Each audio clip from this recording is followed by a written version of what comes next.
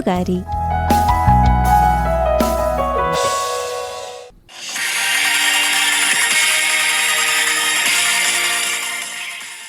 കൂട്ടുകാരിയിൽ ഇന്ന് ചർച്ച കേൾക്കാം. തലമുറകൾ മാറുമ്പോൾ നമ്മുടെ മൂല്യസങ്കല്പങ്ങളും മാറുന്നുവോ?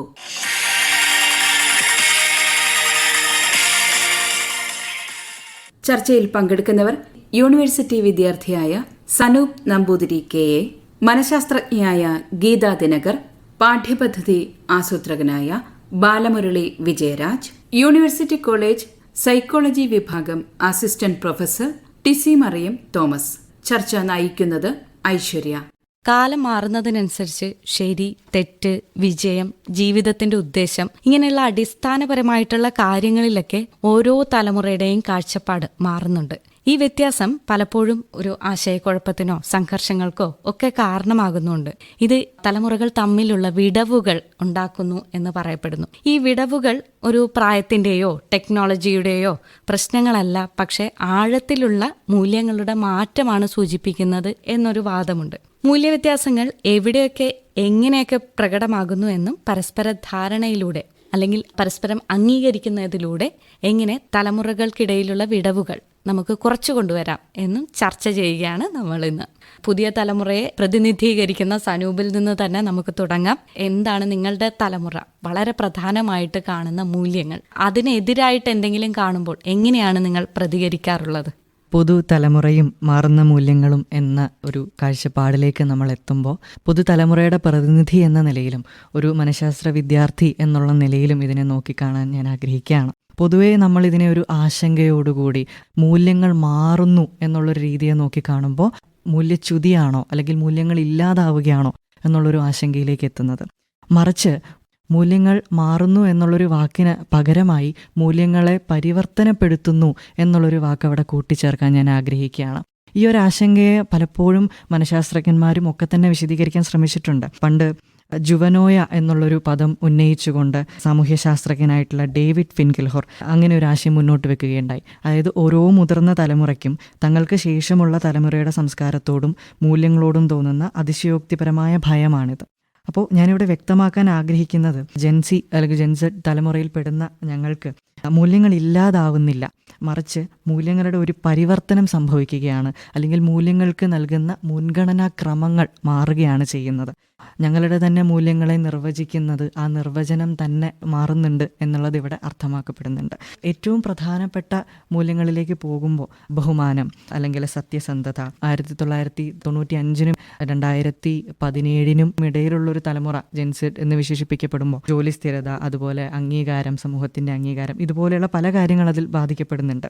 ആദ്യമായിട്ട് പാരമ്പര്യം, അനുസരണ എന്നീ മൂല്യങ്ങളിലേക്ക് വരുമ്പോൾ പുതുതലമുറയുടെ മൂല്യങ്ങൾ ശരിക്കും ആധികാരികത അല്ലെങ്കിൽ അതിൻ്റെ ചോദ്യം ചെയ്യലിലേക്ക് എത്തുകയാണ്.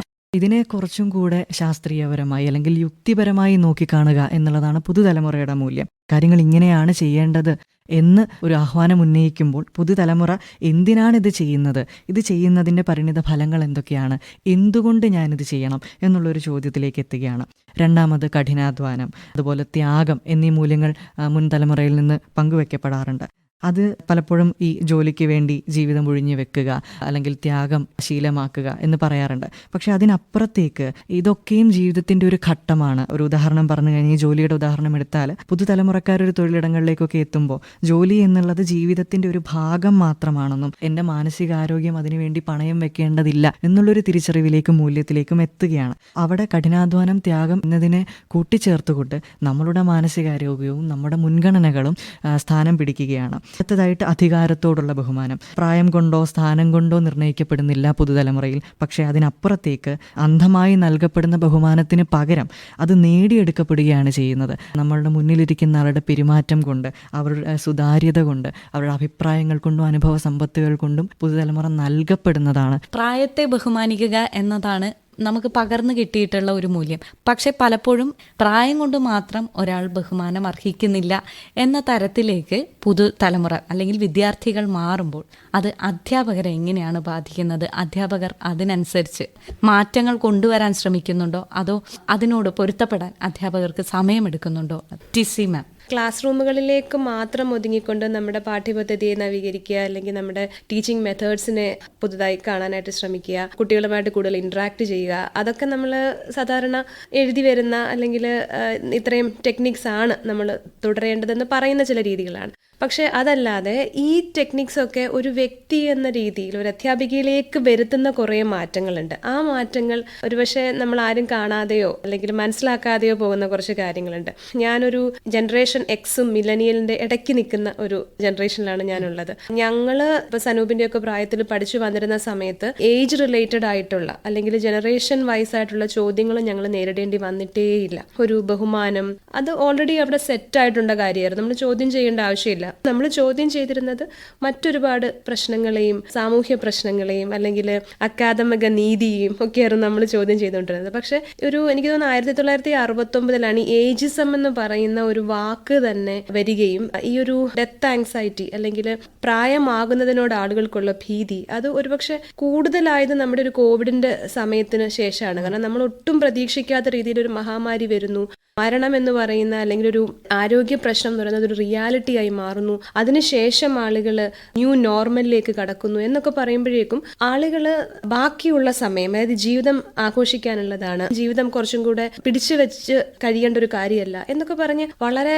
സന്തോഷകരമായ രീതിയിൽ ജീവിക്കാൻ ശ്രമിക്കുന്ന ഒരു പ്രവണത പല ജനറേഷനിലും നമുക്ക് കാണാൻ കഴിയും. അതുകൊണ്ടാണ് ഇപ്പം ജിമ്മുകളാവട്ടെ അല്ലെങ്കിൽ പലതരത്തിലുള്ള ഹീലിംഗ് സെന്റേഴ്സ്, യാത്രാക്കൂട്ടങ്ങൾ എല്ലാം വളരെയധികം കൂടി. അതിനുശേഷം ഈ തരത്തിലുള്ളൊരു ചേഞ്ച് ക്ലാസ് റൂമിലും മാത്രമല്ല നമ്മളിലെല്ലാം ഒരു വ്യക്തി എന്ന രീതിയിലുണ്ട്. ഞാനൊരു അധ്യാപിക എന്നുള്ള രീതിയിൽ എൻ്റെ എല്ലാ സ്റ്റുഡൻസും ജെൻസിയാണ്.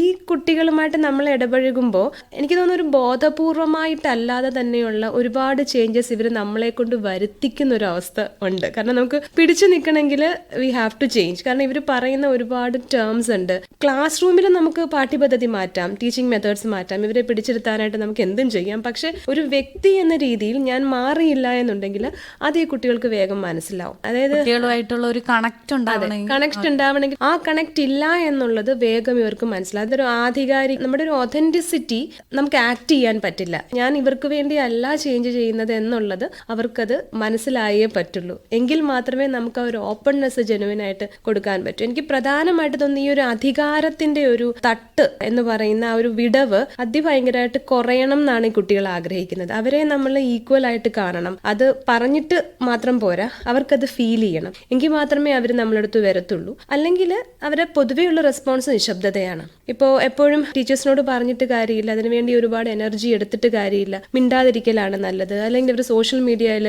എന്തെങ്കിലും ട്രോളുകൾ ഇറക്കിയോ തമാശകൾ പറയുകയോ ഒക്കെ ചെയ്ത് അവരതിനെ ഡീൽ ചെയ്യും. നമ്മളിൽ നിന്ന് അവർ വളരെ വളരെ അകന്നു പോകും. നമ്മൾ ഈ പറഞ്ഞ ടെക്നിക്സിന്റെ ഒക്കെ ഉപരിയായിട്ട് ഒരു വ്യക്തി എന്നുള്ള രീതിയിൽ അധ്യാപകർക്ക് വരേണ്ട ഒരു ചേഞ്ച് അതിഭയങ്കരമാണ്. അതൊരു വലിയ സ്ട്രഗിൾ ആയിട്ടാണ് എനിക്ക് പേഴ്സണലി ഫീൽ ചെയ്തിട്ടുള്ളത്. തീർച്ചയായിട്ടും ഇതിനോട് ഒരു പൊരുത്തപ്പെടൽ എന്ന് പറയുന്നത് ആദ്യത്തെ ഒരു സ്റ്റേജ് ഉണ്ട്. അത് കഴിഞ്ഞിട്ട് ഈ ഒഴുക്കിനൊന്നിച്ച് നീന്തുക എന്ന് പറയുന്നത് നീന്തുകേ പറ്റൂ. കോവിഡിന്റെ കാലഘട്ടത്തിന് ശേഷം മാനസികാരോഗ്യത്തിലേക്ക് വളരെയധികം ശ്രദ്ധ പോയിട്ടുണ്ട്. ആളുകൾ പുതിയ ജനറേഷൻ എന്നല്ലാതെ തന്നെ ഇപ്പോൾ തലമുറകൾക്കിടയിലും സെൽഫ് ലവ്, സ്വന്തം സന്തോഷം വളരെ പ്രധാനമാണ്. നമ്മളെ പരിചരിക്കുക, ആദ്യം നമ്മുടെ കാര്യം നോക്കുക എന്നുള്ള രീതിയിലേക്ക് ആളുകളുടെ ചിന്ത മാറിയിട്ടുണ്ട്. പുതുതലമുറയിൽ അത് വളരെ പ്രകടവുമാണ്. മാനസിക പ്രശ്നങ്ങളുമായിട്ട് ആളുകൾ സമീപിക്കുമ്പോൾ അതിനെക്കുറിച്ച് എന്താണ് തോന്നിയിട്ടുള്ളത്? സെൽഫ് ലവ് എന്ന് കേൾക്കുമ്പോൾ പല ആൾക്കാർക്കും ഒരു കൺഫ്യൂഷൻ ഉണ്ട്. സെൽഫ് ലവ് എന്ന് പറയുന്നത് സെൽഫിഷ്നെസ് ആണെന്നുള്ളത് ഒരിക്കലുമല്ല. സെൽഫ് ലവ് എന്ന് പറയുന്നത് നമ്മൾ മാനസികമായിട്ടും ആരോഗ്യമായിട്ട് ഇരുന്നാൽ എന്ന് വെച്ചാൽ ഫിസിക്കലിയും ഇമോഷണലി മെൻ്റലി സോഷ്യലി എല്ലാ രീതിയിലും നമ്മൾ ഹെൽത്തി ആയിട്ടിരുന്നാൽ മാത്രമേ നമുക്ക് വേറൊരാളെ കെയർ ചെയ്യാനും സ്നേഹിക്കാനും എല്ലാം പറ്റുള്ളൂ. അപ്പോൾ അതൊരിക്കലും ഒരു സെൽഫിഷ്നെസ് അല്ല. നമ്മളെ പ്രയോറിറ്റൈസ് ചെയ്യുന്നു എന്നാൽ മാത്രമേ നമുക്ക് വേറൊരാളെ സ്നേഹിക്കാനും അവരെ പ്രയോറിറ്റൈസ് ചെയ്യാനും എംപത്തറ്റിക് ആയിട്ട് അവരുടെ കാര്യങ്ങളും അവരുടെ ഇമോഷൻസ് മനസ്സിലാക്കാൻ നമുക്ക് സാധിക്കുകയുള്ളൂ. ഈ മാനസികാരോഗ്യം കാത്തു സൂക്ഷിക്കുക എന്നുള്ളത് പുതുതലമുറ വളരെ പ്രാധാന്യത്തോടെ കാണുന്നുണ്ട്. അതിന് മുമ്പത്തെ ജനറേഷൻ അതൊരു സ്റ്റിഗ്മയായിരുന്നു. പുതുതലമുറയിലേക്ക് വരുമ്പോൾ അത് വളരെ കുറഞ്ഞാണ് കാണുന്നത്. ആ ഒരു തരത്തിൽ ആളുകൾ സമീപിക്കുമ്പോൾ എന്താണ് തോന്നിയിട്ടുള്ളത്? നല്ല വ്യത്യാസമുണ്ട്. ഇപ്പോഴത്തെ ആൾക്കാർക്ക് തെറപ്പി അല്ലെങ്കിൽ കൗൺസിലിംഗ് എന്ന് പറയുമ്പോൾ അവരൊരു ഓപ്പൺ മൈൻഡഡ് ആണ്. അത് ബ്രോഡ് മൈൻഡഡ് ആയിട്ടാണ് ഇവർ ചിന്തിക്കുന്നത്. ഒരാൾ കൗൺസിലിങ്ങിന് പോയാൽ അത് എനിക്ക് എന്തോ പ്രശ്നമാണ്, അല്ലെങ്കിൽ സൊസൈറ്റി എന്ത് പറയും, എൻ്റെ റിലേറ്റീവ്സ് എന്ത് പറയും, ഓഫീസിൽ അറിഞ്ഞാൽ എന്ത് പറയും, അങ്ങനെ ചിന്തിക്കാതെ എനിക്കൊരു പ്രശ്നമുണ്ട്, ആ പ്രശ്നത്തിനെ ഞാൻ എങ്ങനെയെങ്കിലും ശരിയാക്കണം, അല്ലെങ്കിൽ അതിന് ആ കൺഫ്യൂഷൻ അല്ലെങ്കിൽ അവയർനെസ് കൂട്ടണം, ആ ബുദ്ധിമുട്ട് എനിക്ക് മാറ്റണം, അതിൽ നിന്ന് എനിക്ക് ഓവർകം ചെയ്യണം, തിരിച്ച് എൻ്റെ പഴയതുപോലെ എനിക്ക് ആവണം എന്നുള്ള ഒരു ഓപ്പൺ മൈൻഡഡ് കൂടെയാണ് അവർ വരുന്നത്. അപ്പം അത് തന്നെ നമ്മളുടെ കൺസൾട്ടേഷനിൽ വരുമ്പോൾ ഒരു 50% നമുക്ക് പ്രശ്നം സോൾവ് ആണ്. കാരണം ആൾക്കാർ അവെയറാണ്, അവർക്ക് ഇൻസൈറ്റ് ഉണ്ട് എനിക്ക് പ്രശ്നമുണ്ട് എന്നുള്ളത്. അക്സെപ്റ്റൻസ് ആൻഡ് അവയർനെസ് ഒരാൾക്ക് ഉണ്ടെങ്കിൽ എനിക്ക് മാനസികമായിട്ട് എന്തോ ഒരു പ്രശ്നമുണ്ട്, ചിലപ്പോൾ അത് ബിഹേവിയർ ഇഷ്യൂസ് ആവാം, ചിലപ്പം ഒരു മൂഡ് ഡിസോർഡർ ആവാം, ഉത്കണ്ഠയാവാം, സ്ട്രെസ് ആവാം, അത് പല രീതിയിൽ പല ഫാക്ടേഴ്സ് ഉണ്ട് അതിൽ. എനിക്ക് കൂടുതൽ മനസ്സിലായിട്ടുള്ളത് റിലേഷൻഷിപ്പിൽ വരുന്ന കുറച്ച് കോൺഫ്ലിക്ട്സ് ആണ്, അതാണ് കൂടുതലും കാണുന്നത്. പണ്ടും ഈ പറഞ്ഞ പോലെ സ്ട്രെസ് റിലേറ്റഡ് ആയിട്ടുള്ളത്, ജോലി സംബന്ധമായിട്ടുള്ളത്, ഇതെല്ലാം പണ്ടും ഉണ്ടായിരുന്നു.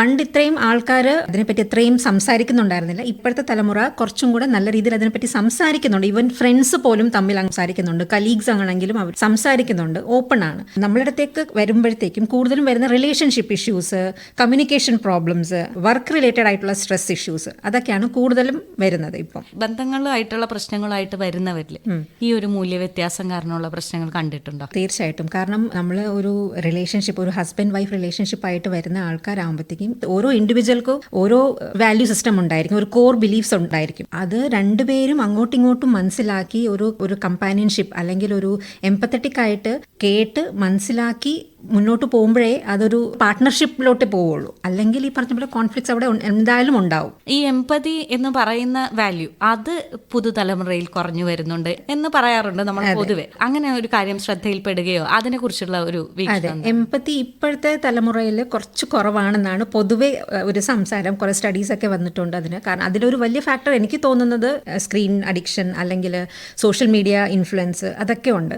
ഇപ്പോഴത്തെ കുട്ടികൾ കൂടുതലും പബ്ലിക്ലി അല്ലെങ്കിൽ ഒരു കമ്മ്യൂണിക്കേഷൻ കുറവാണ് ഇപ്പോഴത്തെ തലമുറയ്ക്ക്. അപ്പം അതൊക്കെ വരുമ്പോഴത്തേക്കും അവരുടെ സറൗണ്ടിങ്സിൽ ആരൊക്കെയാണ്, എൻവയോൺമെന്റിൽ എന്തൊക്കെയാണ്, അതിൽ അവരുടെ എക്സ്പോഷർ കുറവാണ്.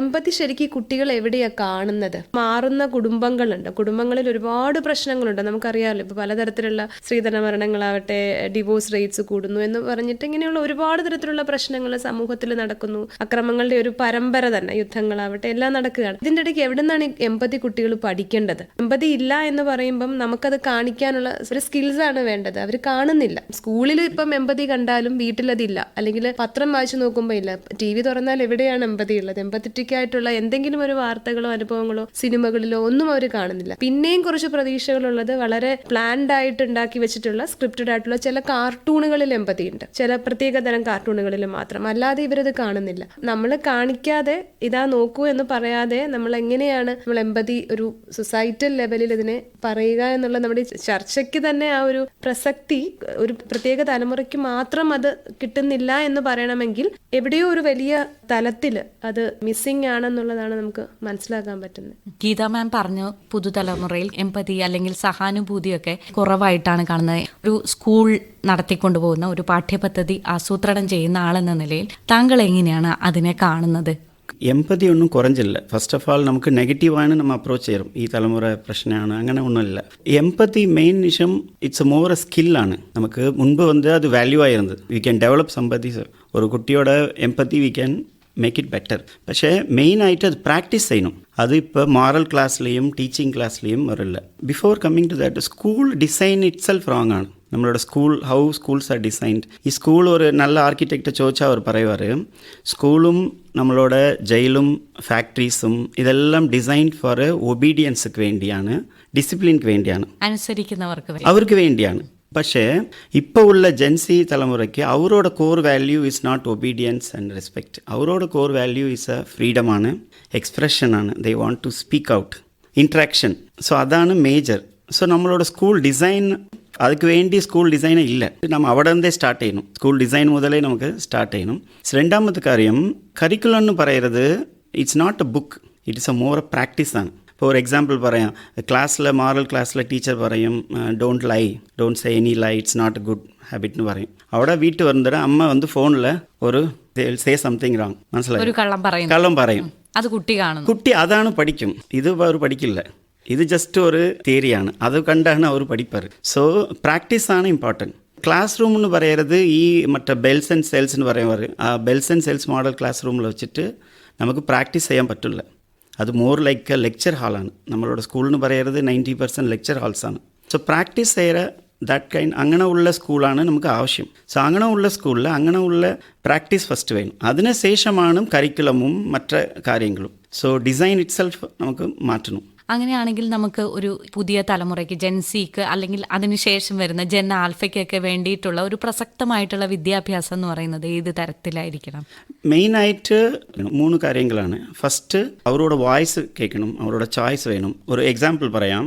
ഒരു കുട്ടി pre-KG മുതൽ സ്കൂളിൽ കയറുന്ന കുട്ടി 12th വരെ ഈ 15 വർഷത്തിൽ ഒരു ദിവസം കൂടെ ആ കുട്ടി ഒരു ഡിസിഷൻ കൂടെ എടുക്കാൻ പറ്റില്ല. സ്കൂളിൽ ആ കുട്ടി ഇന്നാണ് ഈ ക്ലാസ് വേണ്ട ആ ക്ലാസ് പോകണം, ഡിസിഷൻ എടുക്കാൻ പറ്റില്ല, ടീച്ചറാണ് എടുപ്പാർ. സോ ഫസ്റ്റ് സ്കൂൾ ഒന്ന് ചോയ്സ് ആൻഡ് വോയിസ് തരണം. ഇപ്പോൾ ഒരുപാട് സ്കൂൾ അങ്ങനെ ഉണ്ട്, കുട്ടികൾ ഓൺ പ്ലാൻ എഴുതിയിട്ട് ഓൺ ചെയ്യാറ്. രണ്ടാമത്തെ കാര്യം, നമുക്ക് ഫ്രീഡം വിത്ത് ട്രസ്റ്റ് വേണം, freedom with responsibility. We have to trust child. മൂന്നാമത്തെ കാര്യം, റിഫ്ലക്ഷൻ ഇല്ല. മെയിൻ ഇഷ്യൂ എന്ന് പറയുന്നത് ഞാൻ മനസ്സിലാക്കുന്നത് മെയിനായിട്ട് നമുക്ക് റിഫ്ലക്ഷൻ ഇല്ല. ഒരു കുട്ടിയെ ഒരു മിസ്റ്റേക്ക് ആയിട്ട് ഒന്ന് ചെയ്യുമ്പോൾ ഒരു എക്സാമ്പിൾ പറയാം. ഒരു കുട്ടി ഒരു വാട്ടർ ബോട്ടിൽ മിസ് ചെയ്തു, ഇല്ല ഒരു കുട്ടിക്കും മറ്റൊരു കുട്ടിക്കും അടിയായി. വഴക്ക് പറയാതെ തൊട്ടടുത്ത് അവർ നിർത്തി, എന്തായി, എവിടെ വെച്ച ബോട്ടിൽ, ഇങ്ങനെ റിഫ്ലക്ഷൻ ചെയ്യുമ്പോൾ അവർക്ക് നാളെ ഇത് എങ്ങനെ മാറ്റാൻ പോകുന്നു, വാട്ട്സ് യുവർ പ്ലാൻ, നാളെ എന്താണ് ചെയ്യാൻ പോകുന്നത്, അങ്ങനെ റിഫ്ലക്ഷനാണ് more important. So voice and choice, second is a trust, മൂന്നാമത്തേത് റിഫ്ലക്ഷനാണ്. ഇത് മൂന്നുമാണ് മേജറായിട്ട് കൾച്ചറായിട്ട് വേണം. സനൂപിന് എന്തെങ്കിലും പറയാനുണ്ടോ? തീർച്ചയായിട്ടും സാർ പറഞ്ഞതിനോട് പൂർണ്ണമായും ഞാൻ യോജിക്കുന്നു. സ്കൂളെന്ന് പറയുന്ന ഒരു ആർക്കിടെക്ചർ തന്നെ നമുക്ക് ഒരു പരമ്പരാഗതമായ രീതിയിൽ പണ്ട് എങ്ങനെയായിരുന്നു അതുപോലെ തന്നെ ആയിരുന്നു. പണ്ടൊരു തെത്സുഗോ കുറിയോനഗി എന്നുള്ളൊരു എഴുത്തുകാരി എഴുതിയ ടോട്ടോ ചാൻ എന്നുള്ളൊരു പുസ്തകമുണ്ട്. ഓരോ അധ്യാപകനും കുട്ടിയും വായിച്ചിരിക്കുന്നത് നല്ലതാണെന്നാണ് എൻ്റെ അഭിപ്രായം. അപ്പോൾ അന്ന് അത്രയും എനിക്കറിയാം ജപ്പാനിലും കേരളത്തിലുമായിട്ടുള്ള കൾച്ചറൽ വ്യത്യാസങ്ങൾ ഒരുപാടുണ്ടെങ്കിൽ പോലും കോർ വാല്യൂസ് നമ്മൾ ഡിസ്കസ് ചെയ്യുമ്പോൾ ഇതിലൊരുപാട് മാറ്റങ്ങൾ നമുക്ക് കൊണ്ടുവരാൻ പറ്റും. ഒരു വിദ്യാഭ്യാസ സമ്പ്രദായത്തെ പറ്റി പറയുമ്പോൾ ഒരു വിദ്യാഭ്യാസ നവോത്ഥാനം തന്നെ നമ്മുടെ കേരളത്തിൽ ഉണ്ടാകേണ്ടതുണ്ട്. ഒരു എഡ്യൂക്കേഷണൽ റെനൈസൻസ്. അതിൽ ഒരാൾ മാത്രമല്ല, കുട്ടികൾ മാത്രമല്ല, ഈ മുഴുവൻ സംവിധാനവും പങ്കാളികളാകേണ്ടതുണ്ട്. അധ്യാപകരുണ്ട്, കുട്ടികളുടെ മാനസികാരോഗ്യം നമ്മൾ ചർച്ച ചെയ്യപ്പെടാറുണ്ട്. പക്ഷേ അധ്യാപകരുടേതോ അവരുടെ മാനസികാരോഗ്യവും അതിൽ വലിയൊരു പങ്ക് വഹിക്കുന്നുണ്ട്. അവരാണ് കുട്ടികളെ ഡീല് ചെയ്യുന്നത്. അതുപോലെ മുഴുവൻ സംവിധാനവും ഇതിൻ്റെ ഭാഗമായിട്ട് കരിക്കുലത്തിൽ മാത്രം ഫോക്കസ് ചെയ്യാതെ അല്ലെങ്കിൽ പുസ്തകങ്ങളിൽ മാത്രം ശ്രദ്ധ കേന്ദ്രീകരിക്കാതെ അതിനപ്പുറത്തേക്ക് എന്തൊക്കെ ചെയ്യാൻ പറ്റുമെന്നുള്ള ചർച്ചകൾ ഉണ്ടാവേണ്ടതുണ്ട്. ഞാൻ പറഞ്ഞ നവോത്ഥാനത്തിൻ്റെ ഭാഗമായിട്ട് അതാണ് ഇതിനോട് എനിക്ക് കൂട്ടിച്ചേർക്കാനുള്ളത്. നിങ്ങളുടെ തലമുറ വിജയത്തെ എങ്ങനെയാണ് നിർവചിക്കുന്നത് എന്നൊന്ന് പറയാമോ? എനിക്ക് തോന്നുന്നു അതിൽ തന്നെ വലിയൊരു വ്യത്യാസം ഉണ്ടെന്ന് തോന്നുന്നു. തീർച്ചയായിട്ടും വിജയം എന്നുള്ളത് അല്ലെങ്കിൽ ജീവിത വിജയം എന്നുള്ളത് പരമ്പരാഗതമായി കേട്ടുകേൾവിയുള്ളത് സ്ഥിരമായിട്ടുള്ളൊരു ജോലി, ഒരു വീട്, അതുപോലെ കാറുണ്ടെങ്കിൽ കാറ്, നല്ലൊരു ജീവിത പങ്കാളി എന്നുള്ള രീതിയിലൊക്കെയാണ്. പക്ഷേ ഞങ്ങളുടെ തലമുറയിലേക്ക് വരുമ്പോൾ വിജയം എന്നുള്ളത് ഒരു ആത്മസാക്ഷാത്കാരം, ഒരു സെൽഫ് ആക്ച്വലൈസേഷൻ എന്നൊക്കെ പറയും. നമുക്ക് സമാധാനം ഉണ്ടാവുക, നമുക്ക് സന്തോഷമുണ്ടാവുക, നമുക്ക് നല്ല സുഹൃത്തുക്കൾ ഉണ്ടാവുക, അതൊക്കെയാണ് നമ്മളുടെ വിജയത്തിൻ്റെ കാഴ്ചപ്പാട്. സമാധാനമായി ജീവിക്കാൻ പറ്റുക എന്നുള്ളതാണ്. അതുകൊണ്ടാണ് എനിക്ക് തോന്നുന്നു മാനസികാരോഗ്യത്തിന് ഒരു പരിഗണന കൂടുതൽ കൊടുക്കുന്നത്. കാരണം സമാധാനവും സന്തോഷവും ഒക്കെ പുതിയ മൂല്യങ്ങളാണ്. ആ ഒരു ഹാപ്പിനെസ്, പീസ്, ഇതൊക്കെ പുതുതലമുറയ്ക്ക് വേണ്ടതായിട്ടുണ്ട്. ഒരുപാട് പുറമേ നിന്നുള്ള ഫാക്ടേഴ്സ് അവരെ ഇൻഫ്ലുവൻസ് ചെയ്യുന്നുണ്ട്, സ്വാധീനിക്കുന്നുണ്ട്. ഇപ്പോൾ സോഷ്യൽ മീഡിയയിലായിരിക്കട്ടെ, മറ്റ് സമൂഹത്തിൻ്റെ പല ഇടങ്ങളിലായിക്കൊള്ളട്ടെ, ഒരുപാട് അബ്യൂസുകൾ നേരിടുന്നുണ്ട്, അപകടങ്ങൾ അവർ നേരിടുന്നുണ്ട്. അപ്പോൾ ഇതിൽ നിന്നൊക്കെയുള്ളൊരു ഒളിച്ചോട്ടമാണ് ചിലപ്പോൾ സോഷ്യൽ മീഡിയ വരുന്നത്. ഇപ്പോൾ എമ്പതിയുടെ കാര്യം നമ്മൾ സംസാരിച്ചു. അപ്പോൾ സാറ് പറഞ്ഞു അതൊരു സ്കില്ലാണ്, അതൊരു വാല്യൂ അല്ല ഇന്ന് എന്നുള്ളത്. അപ്പോൾ എമ്പതി കുറഞ്ഞിട്ടില്ല എന്നുള്ളത് തന്നെയാണ് അർത്ഥം. അപ്പോൾ അങ്ങനെ വരുമ്പോൾ ജീവിത വിജയത്തിലേക്ക് നമ്മളുടെ കാഴ്ചപ്പാട് എന്നുള്ളത് തീർച്ചയായിട്ടും സന്തോഷമായിട്ടും സമാധാനമായിട്ടുമുള്ളൊരു ജീവിതം നയിക്കാനാവുക. ഗീത മാഡം അതിനോട് യോജിക്കുന്നുണ്ടോ? ഈ എംപതി, കമ്പാഷൻ എന്നുള്ളതൊക്കെ നമുക്ക് വളർത്തിയെടുക്കാൻ പറ്റുന്ന ഒരു നൈപുണ്യമാണ് അതിന് അത് നമ്മളിപ്പോൾ തെറപ്പി സെഷൻസിലാണെങ്കിൽ പോലും നമുക്ക് കുറേ ടെക്നിക്സ് ഉണ്ട്. ആക്ച്വലി ഒരു സ്കിൽ തന്നെയാണ്. പക്ഷേ ഇപ്പോഴത്തെ ഒരു ജനറേഷനിൽ ഇതൊക്കെ കുറവാണെന്നേ ഉള്ളൂ. ഇത് നമുക്ക് ഡെവലപ്പ് ചെയ്തെടുക്കാം. WHO പറയുന്ന 10 കോർ ലൈഫ് സ്കിൽസിൽ ഒരു കോർ ലൈഫ് സ്കിൽ തന്നെയാണ് എംപതി എന്ന് പറയുന്നത്. ആക്ച്വലി നമുക്ക് ഇതൊക്കെ ഡെവലപ്പ് ചെയ്ത് എടുക്കാവുന്ന കാര്യം തന്നെയാണ്. തലമുറകൾ മാറുമ്പോൾ ഇതിലൊരു വ്യത്യാസം വരുന്നത് എന്തുകൊണ്ടായിരിക്കും? അവർ കാണുന്ന എന്താണോ, വീട്ടിൽ എന്ത് കാണുന്നു അല്ലെങ്കിൽ സ്കൂളിൽ എന്താണോ പഠിക്കുന്നത്, നേരെ ആ മിസ്മാച്ച് വരുമ്പോഴും അവിടെ ഒരു, അതേപോലെ തന്നെ പാരന്റിങ് സ്റ്റൈൽ വളരെയധികം സ്ട്രിക്റ്റ് ആയിട്ടുള്ള പാരന്റ്സ് ആണെങ്കിൽ അവിടെ കുട്ടിക്ക് ഒരു ഫ്രീഡം കിട്ടുന്നില്ല, ഒരു അഭിപ്രായം പറയാനോ ഉള്ള ഒരു ഫ്രീഡം ഇല്ല.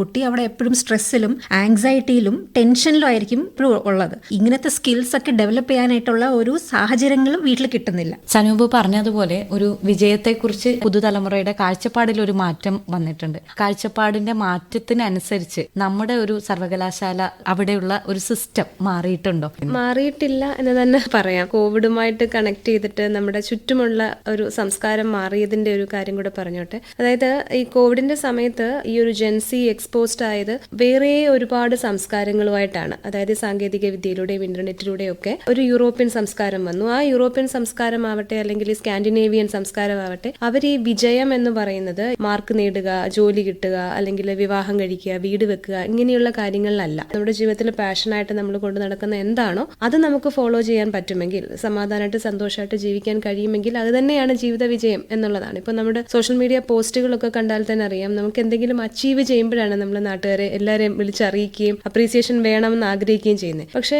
ഇവരെ സംബന്ധിച്ചിട്ട് ഇവരൊരു പലപ്പോഴും നമ്മുടെ കുട്ടികളുടെ സ്റ്റാറ്റസുകൾ കണ്ടാൽ ഒരു ചായ കുടിക്കുന്നതായിരിക്കും അവര് സ്റ്റാറ്റസ് ആക്കി ഇടുന്നത്. അവരെ സംബന്ധിച്ചിട്ട് കൂട്ടുകാർ ഒരുമിച്ചൊരു യാത്ര ചെയ്യുന്ന പറയുന്നത് അവർക്ക് ഏറ്റവും വലിയൊരു വിജയമാണ്. ഇതിനെ നമുക്ക് എങ്ങനെ ഒരു എഡ്യൂക്കേഷൻ ഇതിലോട്ട് ട്രാൻസ്ഫർ ചെയ്യാമെന്നുള്ളതിനെ പറ്റിയുള്ള ആലോചനകളൊന്നും നടന്നിട്ടില്ല. മറ്റൊരു കാര്യം കൂടെ, സനൂപ് അധ്യാപകരുടെ സ്ട്രെസ്സിനെ പറ്റിയും വർക്ക് ലോഡിനെ പറ്റിയും പറയുണ്ടായി. അതായത് ഞങ്ങളെ സംബന്ധിച്ച് ഞങ്ങൾക്കിപ്പോൾ ഒരു പുതിയ തലമുറയെ കൈകാര്യം ചെയ്യാനോ അവരുടെ മൂല്യങ്ങളോ അല്ലെങ്കിൽ അവർക്ക് എന്താണ് ആവശ്യമുണ്ടത് എന്നുള്ളതിനെ പറ്റിയുള്ള യാതൊരു പരിശീലനങ്ങളും ലഭിക്കുന്നില്ല. അല്ലെങ്കിൽ ആ ഒരു പരിശീലനത്തിന്റെ ആവശ്യകതയെ പോലും ആരും ചിന്തിക്കുന്നില്ല. ഇപ്പോൾ ബാലമുരളി സാർ പറഞ്ഞ ഒരു ഡിസൈൻ ചേഞ്ചോ ഒരു സ്കിൽ ട്രെയിനിങ്ങോ പാഠ്യപദ്ധതിയിലുള്ള ചേഞ്ചോ ഒരു സർക്കാർ അല്ലെങ്കിൽ ഇതര വിദ്യാഭ്യാസ സ്ഥാപനങ്ങളിലൊന്നും അത്ര വേഗം സാധ്യമാവുന്ന കാര്യങ്ങളല്ല. പക്ഷെ ഇത്തരത്തിലുള്ള ചർച്ചകൾ വരിക വഴി അധ്യാപകരാണ് ഇതിന്റെ ഇടയ്ക്ക് നിൽക്കുന്ന ഒരു വലിയൊരു കണക്ട് ആയിട്ടുള്ളത്. അപ്പൊ അവർക്ക് വേണ്ട ഒരു പരിശീലനം, ഒരു ഫോർമൽ ട്രെയിനിങ് തന്നെ ഒന്നുമല്ലെങ്കിലും എങ്ങനെ ഇതിനെ ഡീൽ ചെയ്യണം. ഞങ്ങൾ അനുഭവിക്കുന്ന അതിഭയങ്കര വർക്ക് ലോഡ് ഉണ്ട്. അതുകൊണ്ട് തന്നെ പലപ്പോഴും കുട്ടികളുടെ അടുത്ത് നമുക്ക് ഇരുന്നൊന്ന് സംസാരിക്കാനോ അവർക്ക് വേണ്ട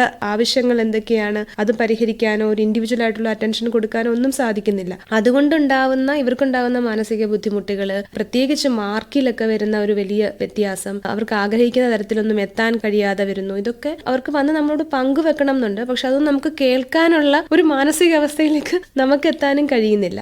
അത്തരത്തിലുള്ള ഒരുപാട് പ്രശ്നങ്ങളും ഇതിന്റെ ഒരു സമൂഹത്തിൽ വരുന്ന ഒരു ജനറേഷൻ ചേഞ്ചിനെ കുട്ടികളുമായിട്ട് മാതാപിതാക്കൾ കഴിഞ്ഞാൽ ഏറ്റവും അധികം അടുത്ത് നിൽക്കുന്നത് അധ്യാപകരാണ്. അപ്പൊ അവരിലേക്ക് എത്തുക എന്ന് പറയുന്ന ഒരു ട്രാൻസ്ഫർ ഓഫ് അണ്ടർസ്റ്റാൻഡിങ്ങും സംഭവിക്കുന്നില്ല. അത് ഈ ജോലി ഭാരം കൊണ്ട് മാത്രമാണോ അതോ ആ ഒരു ആശയവിനിമയം പൂർണ്ണമാവുന്നില്ല എന്നതും കൂടി ഉണ്ടോ? ഒരു വ്യക്തി എന്നുള്ള രീതിയിൽ അധ്യാപകർ വളരുന്നില്ല എന്നുള്ളതൊരു വലിയ ഒരു സങ്കടകരമായ വസ്തുതയാണ്. അതായത് ഞാൻ പണ്ട് പഠിച്ചതും വളർന്നതും അല്ലെങ്കിൽ എൻ്റെ അധ്യാപകർ എന്നെ ഇങ്ങനെയായിരുന്നു പഠിപ്പിച്ചിരുന്നത്, ഞാൻ ഇങ്ങനെയാണ് അനുഭവിച്ചത്, അതേപോലെ ഒരു മിനി പേരന്റ് ആയിട്ടാണ് പല അധ്യാപകരും വിദ്യാർത്ഥികളോട് പെരുമാറുന്നത്. കുറച്ചൊന്നും മാറി അധ്യാപകരുടെ റോൾ എന്ന് പറയുന്നത് കുറച്ചും കൂടെ, ഇതിപ്പോ നമ്മുടെ കുട്ടികൾ സാധാരണ ഉപയോഗിക്കുന്ന വാക്കാണ് നല്ല പൊളി ടീച്ചറാണ്, പൊളി സാറാണ് എന്ന് പറയുന്നത്. അവരുടെ അതേ വൈബിൽ നിൽക്കുന്ന അധ്യാപകരെയാണ് കുട്ടികൾക്ക് ആവശ്യം. കരിക്കുലവും ബാക്കി എല്ലാ കാര്യങ്ങളും അപ്പോഴൊക്കെ സൈഡായി മാറും. അപ്പൊ അവരുടെ കൂടെ നിൽക്കാൻ കഴിയുമെങ്കിൽ അത് തന്നെ വലിയൊരു അച്ചീവ്മെന്റ് ആണ്. അതാണ് പലപ്പോഴും നമുക്ക് എത്ര സമയമില്ലെങ്കിൽ ഇവരോട് ഒന്ന് ചായ കുടിക്കാൻ പോകുക, അവരുടെ കുറച്ച് സമയം തമാശ പറഞ്ഞ് പൊട്ടിച്ചിരിക്കുക, അത് തന്നെ മതി. ഇവരുടെ പല ക്ലാസ് ബങ്ക് ചെയ്യുന്ന ഒരു ക്ലാസ്സിലേക്ക് വരും. ക്ലാസ് എത്ര ബോറാണെങ്കിലും അവിടെ ഇരുന്ന് ഉറങ്ങാനാണെങ്കിലും ഒരു ഫിസിക്കലി അവർ ക്ലാസ്സിൽ വരും. അവർക്ക് ആ ഒരു ഇമോഷണൽ കണക്ട് വളരെ പ്രധാനമാണ്. അപ്പൊ ഇത് കിട്ടാത്തപ്പോഴാണ് സോഷ്യൽ മീഡിയ ആവാം, അല്ലെങ്കിൽ അതൊരു ഡ്രഗ്സ് ആകാം, അതല്ലെങ്കിൽ മറ്റും നമുക്ക് ആവശ്യമില്ലാത്ത പല കൂട്ടുകെട്ടാണെങ്കിലും ഇവരെ തേടുന്നത് ഒരു കണക്ഷനാണ്.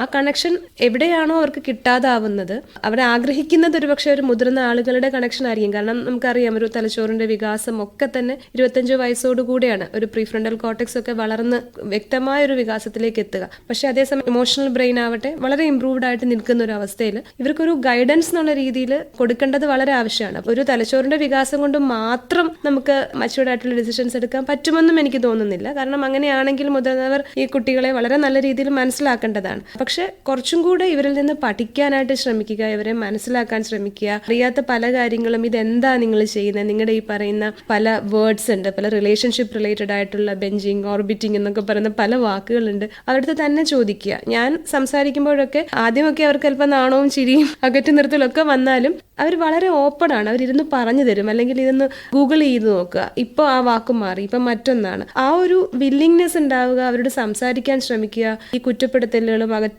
അതിനെയൊക്കെ ഒഴിവാക്കുക എന്ന് പറയുന്നത് തന്നെ ആ ഒരു ശ്രമം തന്നെ ഈ കുട്ടികൾ നമ്മളെ അക്സെപ്റ്റ് ചെയ്യും. ആ തരത്തിൽ യുവതലമുറ ഇപ്പോഴത്തെ ഒരു ജെൻസി എന്ന് പറയുന്ന എമ്പത്തറ്റിക് ആയിട്ട് തന്നെയാണ് തോന്നുന്നത്. They are inclusive. പക്ഷെ ആ ഒരു വെൽക്കമിങ് ഒരു സ്വഭാവത്തെ നമ്മൾ അതിനെ യൂസ് ചെയ്തുകൊണ്ട് അവരുടെ അടുത്തേക്ക് എത്തുന്നുണ്ടോ എന്നുള്ളതാണ് ഞാൻ ഈ പറഞ്ഞ ഒരു പരിശീലനവും കുറച്ചുകൂടെ ശ്രദ്ധയും ചർച്ചയും അധ്യാപകരുടെ ഇടയിൽ ആവശ്യമുണ്ടെന്നുള്ളത് ഉദ്ദേശിക്കുന്നത്. പുതുതലമുറയോട് ഇടപെടാൻ അധ്യാപകർക്ക് നൽകേണ്ട ഒരു പരിശീലനം, അതിനെക്കുറിച്ച് സാറിൻ്റെ ഒരു കാഴ്ചപ്പാട് എന്താണ്? இப்போ ஒரு எக்ஸாம்பிள் പറയാം. ഒരു പ്രിൻസിപ്പൽ ഒരു സെപ്പറേറ്റ് റൂമിൽ இருப்பார். അവരെ കാണുമ്പോൾ നമ്മൾ എല്ലാം എണീക്കണം. സോ സഡൻലി ആ സെയിം അപ്രോച്ചാണ് ടീച്ചർ പോയിട്ട് കുട്ടികളുടെ കാണിപ്പാർ. അവരാണ് പോയി കുട്ടികളെ ചെയ്യുവാർ. So it's more about practice താ. ഇത് മുകളിലിരുന്നാണ് ചേഞ്ച് സ്റ്റാർട്ട് ആവണം, ബാട്ടം അല്ല. പക്ഷേ മെയിൻ പ്രശ്നം എന്താണ്, ഫ്ലഡഡ് വിത്ത് ഇൻഫർമേഷൻ. ഒരുപാട് ഇൻഫർമേഷൻ ഉണ്ട്, പക്ഷേ ഗൈഡൻസ് ഇല്ല. സോ അതാണ് മെയിൻ റീസൺ.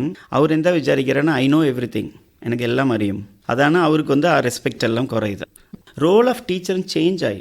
മുൻപ് എന്താ ടീച്ചറോட റോൾ ഇസ് അവരാണ് ഇൻഫർമേഷൻ പ്രൊവൈഡർ. അവരാണ് എല്ലാ കാര്യങ്ങളും ബുക്ക് വായിച്ചിട്ട് ഒന്ന് പഠിപ്പിച്ച് തരുവാർ. കുട്ടികൾ എന്താ ചെയ്യുവാർ, അവർ പോയി എല്ലാം പഠിച്ചിട്ട് വരുവാർ. They have overflowed information. The teacher just ഒരു ഡിസ്കഷൻ, ഒരു facilitate, coach, mentor, those kind of things only. So ആ റോളാണ് മെയിനായിട്ട് മാറണം. ഈ ഇൻഫർമേഷൻ കുട്ടികളുടെ കയ്യിലും ഉണ്ട്. ജസ്റ്റ് ഒരു ഗൈഡൻസും ഒരു കോച്ചിങ്ങും ഒരു facilitation, the right word is facilitation ചെയ്യും.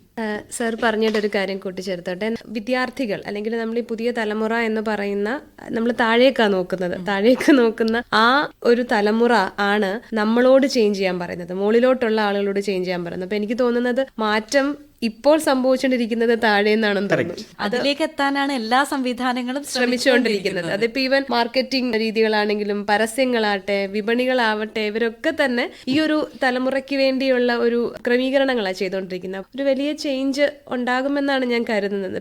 സനു, മുമ്പത്തേതിൽ നിന്ന് വ്യത്യസ്തമായിട്ട് പൊതുവിടങ്ങളിൽ, പണ്ട് പറയും നമ്മൾ പൊതുവിടങ്ങളിൽ ഒരു സുതാര്യത ഇല്ല, പക്ഷേ ഇപ്പോൾ പൊതുവിടങ്ങൾ വളരെ സുതാര്യമാവാൻ ശ്രമിച്ചുകൊണ്ടിരിക്കുകയും കുടുംബങ്ങളിൽ സ്വകാര്യതയ്ക്ക് ഒരുപാട് പ്രാധാന്യം കൂടുകയും ചെയ്തിട്ടുണ്ട്. മൊബൈൽ എന്നത് പലരും അതിനൊരു കാരണമായിട്ട് പറയുന്നുണ്ട്. ആ ഒരു തലത്തിലേക്ക് നോക്കുകയാണെങ്കിൽ അത് സോഷ്യൽ മീഡിയയുടെ അതിരുകൾ, ആ സോഷ്യൽ മീഡിയയിൽ ആളുകൾ ഇടപെടുന്ന രീതി, അതിനുപോലും ആ ഒരു തലമുറ വ്യത്യാസമുണ്ട് അല്ലെ? എന്നും ഗുഡ് മോർണിംഗ് മെസ്സേജ് ഇടുന്നവർ എന്തിനാണ് ഇത് ഇടുന്നത് എന്ന് കളിയാക്കുന്ന പുതുതലമുറകളുണ്ട്. എന്നാൽ പലപ്പോഴും പലർക്കും ആരോടെങ്കിലും ഒന്ന് സംസാരിക്കാൻ വേണ്ടി അത് ഇടുന്നു എന്ന് പറയുന്ന ഒരു തലമുറ അപ്പുറത്തിരിക്കുന്നുണ്ട്. ആ തരത്തില് അതിനെ കാണുമ്പോൾ എന്താണ് തോന്നുന്നത്? തീർച്ചയായിട്ടും അതിനോട് ഞാൻ യോജിക്കുന്നു. എനിക്ക് തോന്നുന്നു രണ്ടിടത്തു നിന്നും ഒരു തുറന്ന സമീപനം ആവശ്യമാണ് എന്നുള്ളതാണ്. സ്വകാര്യതയുടെ കാര്യം പറയുമ്പോൾ തന്നെ അതിനെയും നമ്മൾ കാണുന്നത് എങ്ങനെ നിർവചിക്കപ്പെടുന്നു എന്നുള്ളത് നമ്മൾ നോക്കേണ്ടതുണ്ട്. എങ്ങനെയാണ് ഒരു തലമുറ സ്വകാര്യതയെ നിർവചിക്കുന്നത്, ഞങ്ങൾ എങ്ങനെയാണ് നിർവചിക്കുന്നത് എന്നുള്ളത്. ഒരു മുൻ തലമുറക്കാർ അതിനെ കാണുന്നത് ചിലപ്പോൾ ഒരു രഹസ്യാത്മകതയായിട്ടായിരിക്കും, സീക്രസി ആയിട്ടായിരിക്കും. പക്ഷേ ഞങ്ങൾക്കത് നിയന്ത്രണമാണ്.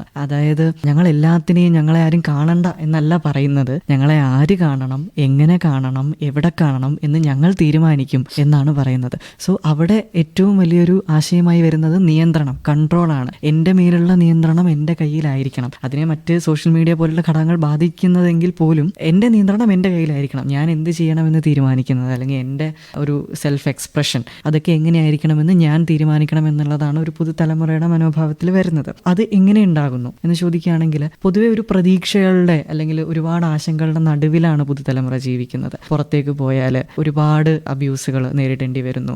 അവർ നിത്യേന വിഹരിക്കുന്ന സമൂഹ മാധ്യമങ്ങളായിക്കൊള്ളട്ടെ, അവിടെയും അവരൊരു സാധനം ഷെയർ ചെയ്താൽ അതിൽ ഒരുപാട് നെഗറ്റീവ് കമൻറ്റുകൾ വരുമോ, അല്ലെങ്കിൽ ഒരുപാട് ആശങ്കകൾ അവരുടെ മനസ്സിൽ ഉണ്ടാവുന്നുണ്ട്. ഇത്രയും ആശങ്കകളുടെ നടുവിലാണ് നിരന്തരം നിരീക്ഷണത്തിലാണ് ജീവിക്കുന്നത്. ഒന്ന് കുടുംബ കുടുംബത്തിലെ ആളുകളുടെ നിരീക്ഷണം, അച്ഛനും അമ്മയും സ്ഥിരം നിരീക്ഷിക്കുന്നുണ്ട്. ഹെലികോപ്റ്റർ പേരൻറ്റിങ് പോലെയുള്ള പേരൻറ്റിങ് രീതികൾ സജീവമാണ്. പിന്നീട് പുറത്തേക്ക് ഇറങ്ങിയാൽ അവിടെയും നിരീക്ഷണം, വീടുകളിൽ നിരീക്ഷണം നിൽക്കുന്നില്ല, പുറത്തേക്ക് ഇറങ്ങുമ്പോൾ നാട്ടുകാരും ഒക്കെ നിരീക്ഷിക്കുന്നുണ്ട്. ആ സ്കൂളിലെ അധികൃതർ നമ്മളെ നിരീക്ഷിക്കുന്നുണ്ട്. ഇനി സമൂഹ മാധ്യമത്തിലേക്ക് വന്നാൽ മാധ്യമ കമ്പനികൾ ഉൾപ്പെടെ നമ്മളെ വിവരങ്ങൾ എങ്ങനെ പോകുന്നു നിരീക്ഷിക്കുന്നുണ്ട്. ചുറ്റും ഞങ്ങളെ നോക്കി കാണുന്ന ഒരുപാട് പേരുടെ നടുവിൽ ആശങ്കയോടെ നിൽക്കുന്ന ഒരു പുതുതലമുറയാണ് നമുക്കിവിടെ കാണാൻ പറ്റുക. അങ്ങനെ നിൽക്കുമ്പോൾ തീർച്ചയായിട്ടും അവിടെ സ്വകാര്യതയ്ക്ക് സ്ഥാനമുണ്ട് എന്നുള്ളതാണ് എൻ്റെ ഒരു വിശ്വാസം. ജെൻസെഡ് തലമുറയിലേക്ക് വരുമ്പോൾ അല്ലെങ്കിൽ ജെൻസെഡ് പേരൻസിലേക്ക് കൂടെ വരുമ്പോഴൊക്കെ നമുക്ക് കാണാൻ പറ്റും കുട്ടികളുടെ ചിത്രങ്ങൾ, ഷെയറിംഗ് എന്നാണ് അതിന് പറയുക. കുട്ടികളുടെ ചിത്രങ്ങൾ, വീഡിയോകളൊക്കെ തന്നെ കുട്ടിക്കാലം തന്നെ, ഞങ്ങളുടെയൊക്കെ കുട്ടിക്കാലം തന്നെ ഇന്ന് സമൂഹ മാധ്യമങ്ങളിലുണ്ട്. എന്തൊക്കെ ഞങ്ങളെപ്പറ്റി ആരൊക്കെ കാണുന്നു എന്ന് ഞങ്ങൾക്ക് അറിയില്ല. അവിടെ അതിരുകൾ സൃഷ്ടിക്കേണ്ടതിൻ്റെ ഒരു പ്രാധാന്യം വരുന്നുണ്ട്. ഒരുപാട് ആശങ്കകൾക്കിടയിൽ ജീവിക്കുന്നതിൻ്റെ പ്രാധാന്യം വരുന്നുണ്ട്. അവിടെയൊക്കെ തന്നെയാണ് ഈ പറഞ്ഞ സ്വകാര്യത വരുന്നത്.